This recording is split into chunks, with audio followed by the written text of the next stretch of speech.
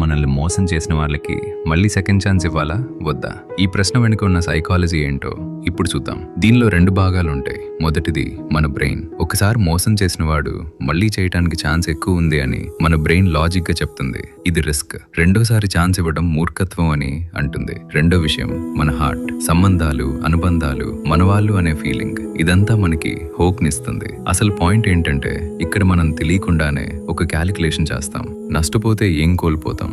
కొంచెం బాధ, ఇప్పటికే మనకు తెలిసిన నొప్పి. గెలిస్తే ఏం సంపాదిస్తాం? తిరిగి ఒక మనిషిని, ఒక కొత్త ఆనందాన్ని. ఈ గెలుపు విలువ ఆ చిన్న రిస్క్ కన్నా ఎక్కువ అనిపించినప్పుడే మనమే ధైర్యంగా ఆ సెకండ్ ఛాన్స్ ఇస్తాం. సో సెకండ్ ఛాన్స్ ఇవ్వడం అనేది పిచ్చితనం కాదు, అది హోప్ మీద, మనుషులు మారగలరు అనే నమ్మకం మీద పెట్టే ఒక ధైర్యమైన బెట్.